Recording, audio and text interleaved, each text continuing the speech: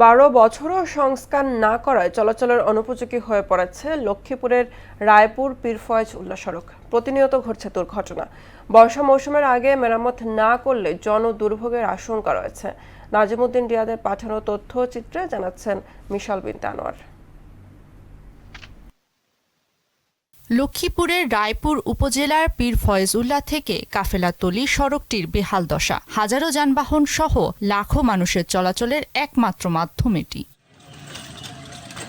খানাখন্দে ভরা সড়কটি প্রায় এক যুগেও সংস্কার না করায় বিভিন্ন অংশ ভেঙে গর্তে পরিণত হয়েছে। এটি স্কুল কলেজগামী শিক্ষার্থী, রোগী, কর্মজীবী ও সাধারণ মানুষকে প্রতিদিনই পোহাতে হচ্ছে ভোগান্তি। ব্যারিং ভাঙে, এক্সেল ভাঙে, ঘুরা ঘুরা গাড়ি নষ্ট হয়ে যায়। এত বেশি গর্ত যে এক হাঁটু পর্যন্ত কম বেশ গর্ত হয়ে আছে।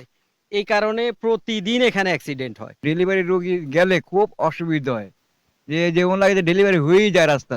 গেল সরকারের আমল ও বর্তমান সরকার ক্ষমতায় এসেও এই সড়কটির মেরামতের উদ্যোগ না নেয়ায় তীব্র ক্ষোভ প্রকাশ করেন জনসাধারণ। কর্তৃপক্ষের উদাসীনতায় সড়ক মেরামত হচ্ছে না বলে দাবি ভুক্তভোগীদের। 10-12 বছর রাস্তা ভাঙা, আমলিগের আমলের রাস্তা হয় নাই, বিএমপির আমলের রাস্তা হয় না, এরা শুধু ঘোরাঘুরি করে।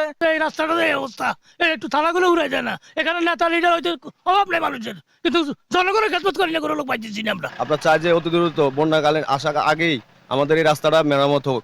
বিষয়টি স্বীকার করে পৌরসভার আংশিক অংশে চলমান প্রকল্পের মাধ্যমে মেরামত করা অথবা নতুন করে আর্থিক বরাদ্দের মাধ্যমে সংস্কার করার আশ্বাস দেন উপজেলা নির্বাহী অফিসার। এই রাস্তাটির কিছু কিছু অংশে মেরামত বা সংস্কার প্রয়োজন, এটি আমাদের নজরে এসেছে। আমরা আমাদের প্রকল্প থেকে প্রয়োজনীয় আর্থিক বরাদ্দ পাই, তাহলে আমরা রাস্তাটি সংস্কার, মেরামত অথবা নতুন করে রাস্তাটি নির্মাণ করার জন্য প্রয়োজনীয় ব্যবস্থা গ্রহণ করব। বর্ষার আগে কর্তৃপক্ষ মেরামতের ব্যবস্থা গ্রহণ না করলে বড় ধরনের দুর্ঘটনার আশঙ্কা করছেন স্থানীয়রা। মিশাল বিনতে আনোয়ার, মোহনা সংবাদ।